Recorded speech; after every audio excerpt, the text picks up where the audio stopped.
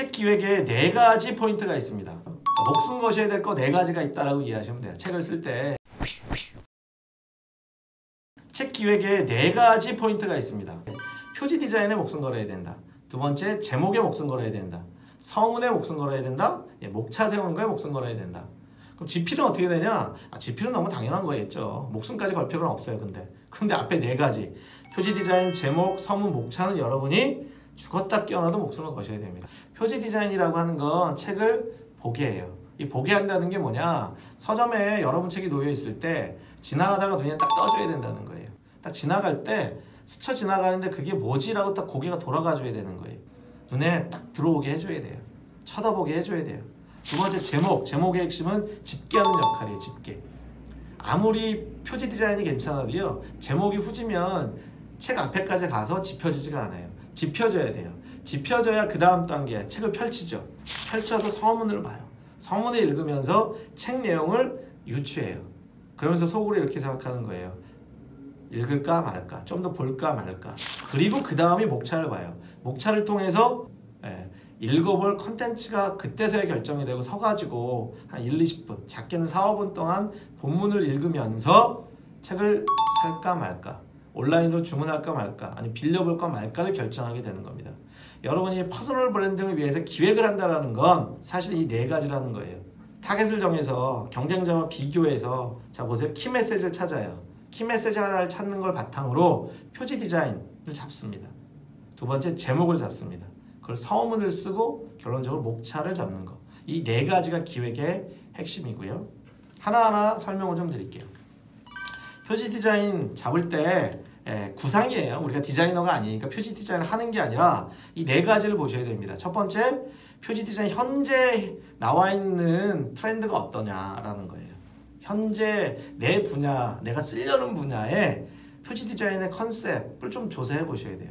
이것이 6개월 뒤까지 어떻게 갈까? 트렌드를 읽어내셔야 돼요. 그 안목을 키우셔야 되고요. 두 번째, 오프라인 서점에서 눈에 띄느냐?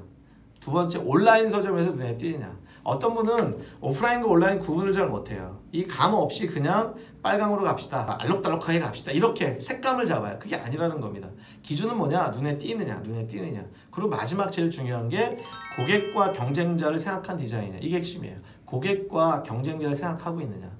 그냥 사실 출판사 디자이너들도 자기가 그냥 자기 좋은 맛에 그냥 디자인을 해요. 예쁘잖아요 이래요. 예뻐서가 아니에요. 독자가 집히겠느냐.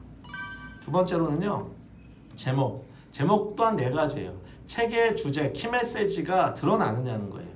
그리고 중요한 게 2가지. 서점에서 독자가 지나가다가 딱 시선을 잡아줘요. 멈춰야 되는 거예요. 멈출 어떤 제목이 있느냐. 제가 가끔 이제 책 제목을 잡을 때 제가 조금 제안하는 방법이 약간 위기를 조성하는 방법도 있어요. 99% 엄마가 모르는 뭐뭐뭐 이렇게 잡는 거죠. 아니 1% 성공자가 아는 뭐뭐뭐. 그러니까 사실은 어떤 숫자를 집어넣거나 위기감을 조장하는 것들이 사람들이 인식하고 있던 것들을 딱 끄집어낸다는 거죠.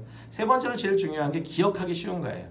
기억이 왜 중요하냐 하면 책이 떴는데 소문이 안 나요. 제목이 어려워. 그게 아니라 퍼뜨려질 수 있어야 되는 거예요. 마지막으로 그걸 연장선으로 입에서 입으로 붙느냐, 옮겨 타기 쉬우냐. 이것도 이제 마케팅적으로 생각을 해야 되는 겁니다.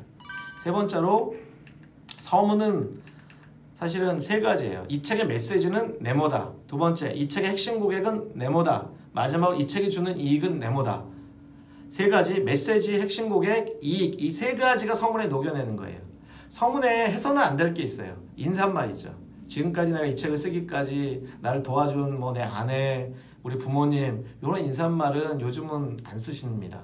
그 대신에 독자가 누군지, 그리고 메시지가 뭔지, 그리고 이 책을 읽었을 때 주는 이익이 무엇인지를 서문에 담아서 설명해 주는 거예요. 친절하게. 서문만 읽어도 이 책이 뭔지, 곧 서문은 내 책 한 권을 A4 2장으로 요약한, 왜 이 책을 사서 읽어야 되는지에 대한 요약판 설명이다 라고 이해하시면 좋고요. 마지막으로 기획의 핵심이 사실은 목차죠.